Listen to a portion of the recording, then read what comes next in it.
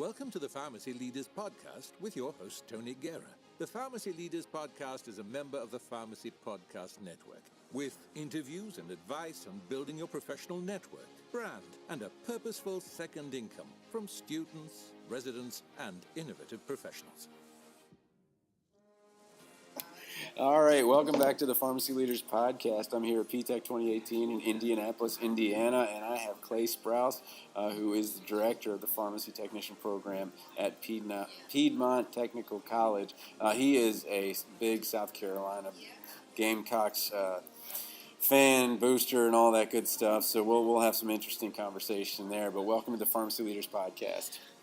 Thank you, Tony, for having me, and I don't know if booster is the right term, because in order to be a booster, you have to have a lot of money, which I do not have. Okay. But yes, I do love my Gamecocks. Okay.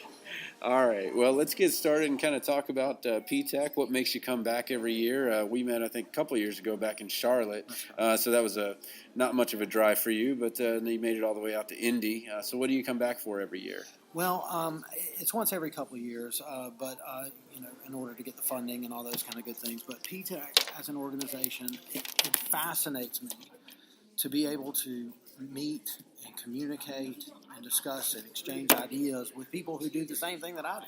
Yeah. When I came to the first PTEC conference, I was just absolutely blown away. I've gotten to do a lot of other conferences like ASHP. Yeah. I got to do NISOD, which is a community college conference out in Austin, Texas. I've gotten to do a lot of different things, but PTEC just blows them all away for me because of what we do. Yeah. So it's, there's the expression you get rich in a niche in terms of, making sure that you talk to your audience. But in this case, we have just about 150 people here, but we all do the exact same thing. And it was just kind of nice to have, these are my people, the people that, I can learn from and work with and so forth. So tell me a little bit about Piedmont Technical College, what you guys do over there. Sure. So Piedmont Technical College is located in Greenwood, South Carolina. Now, most people have not heard of Greenwood. Most people have heard of Greenville. But we are right smack dab between Greenville and Columbia. So we're in the upstate South Carolina. We're one of 16 technical colleges in South Carolina. And we serve the largest land area of any of the technical colleges. We serve 7 counties. And we have a ton of different programs ranging just to anything that a normal community college would have. Piedmont Tech is just, we play a huge role in the community as far as training and just education. And I really enjoy being a part of that family. So tell me a little bit about how you got started as an educator. What were you doing beforehand, and how did you get to where you are today? Okay, well, that's always a funny story, so buckle in. No. When I was in college at the University of South Carolina, I started working for CVS as a pharmacy technician.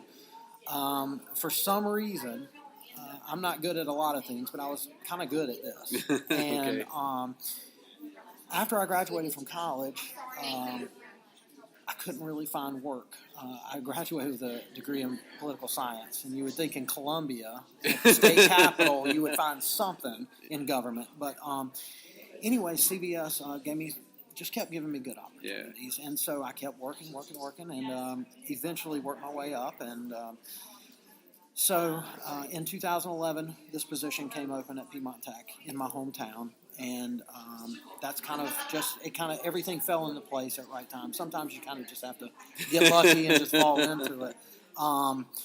Now, since I have come on board at Piedmont Tech, I went back and got my master's degree in education. Okay.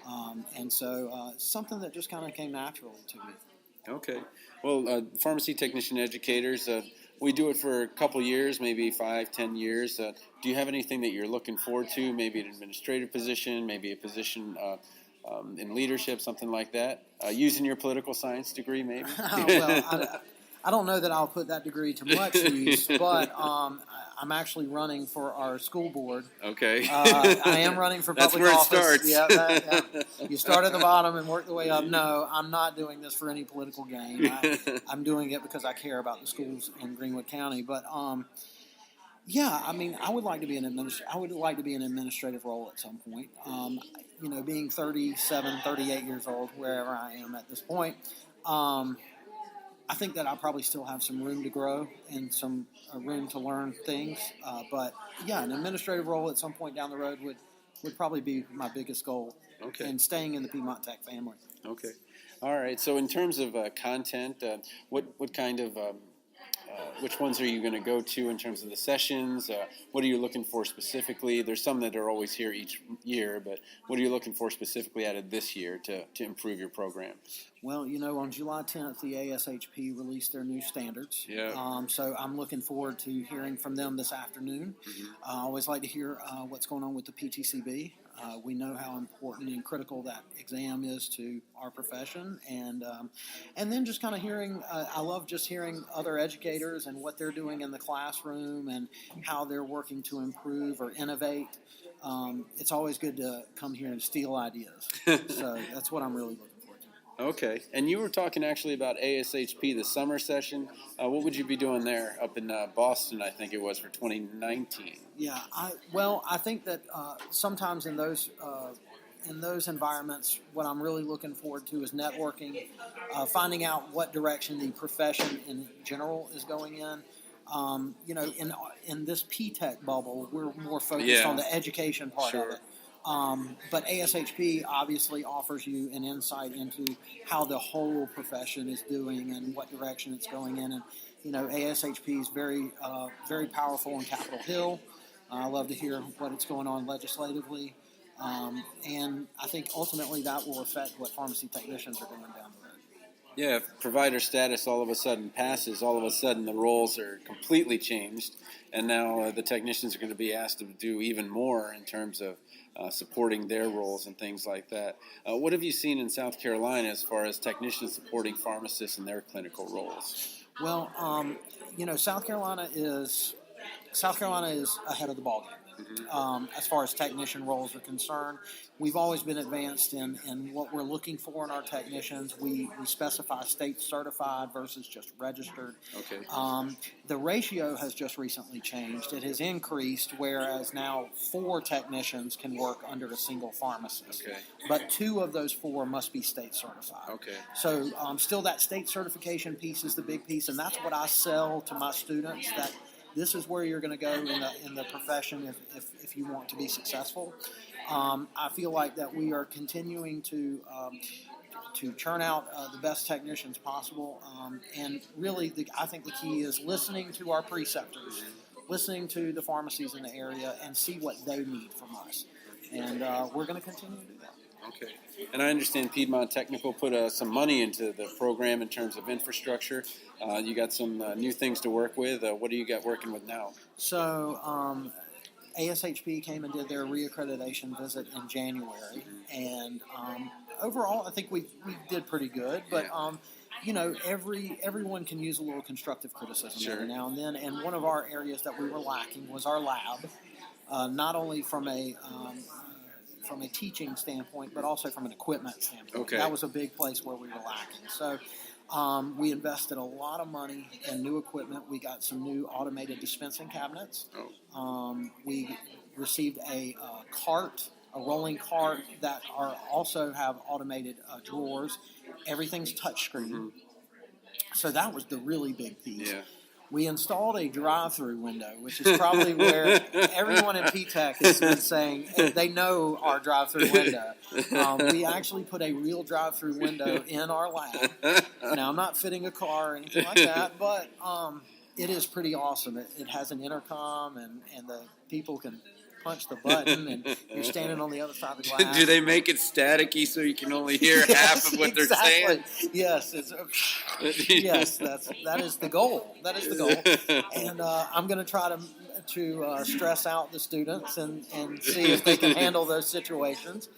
Maybe bang on the glass a little bit. We installed a fill master in the pharmacy. Okay. Before that, we were manually reconstituting medications. So having a fill master in there, we put in an incubator so that we can start doing fingertip testing and things like that. Okay. We added 6 new simulated IV hoods in addition to the 2 big IV hoods that we already have. We added a refrigerator. We added a new counter, a drop-off counter, with a cash register. Wow. So we have put in a whole lot of, and new shelving. Did you get a pharmacy license for this? I mean, you're close to it. Well, we have to operate under a non-drug dispensing outlet license in the state of South Carolina. So you do. We do have the license is in my name with the Board of Pharmacy, and we have to do inspections. And the Board of Pharmacies actually will be coming in December to inspect our facility. And I would imagine they're going to be a little freaked out at what we pulled off in there. But, big thing, let me just say this in case anyone at Piedmont Tech ever listens to this, that our facilities folks are fantastic. I mean, we gave them the ideas and they ran with it. So I'm very thankful to the team we have there. Awesome. Well, I've asked you a bunch of questions. If somebody wanted to get a hold of you, what's the best way for them to get in touch with you? So they can reach me through my email address, which is my last name, Sprouse, SPROUSE .C at PTC.edu. My office telephone number is 864-941-8527. They can find me on Facebook if they just look hard enough. Or maybe they can find my band's name, Jackson Station. There you go. Yeah. I got to plug the band. So the boys are always playing a little bit of music. So they can find me, and I look forward to talking to anyone in the profession anywhere. I'm always interested in Tony. You're such a major player in this thing, and I love talking to you, and this has been a lot of fun. All right. Well, thanks for being on the Pharmacy Leaders Podcast. All right. Thanks. All right. Support for this episode comes from the audiobook Memorizing Pharmacology, a relaxed approach. With over 9,000 sales in the United States, United Kingdom, and Australia, it's the go-to resource to ease the pharmacology challenge. Available on Audible, iTunes, and Amazon.com, in print, ebook, and audiobook. Thank you for listening to the Pharmacy Leaders Podcast with your host, Tony Guerra. Be sure to share the show with the hashtag #PharmacyLeaders.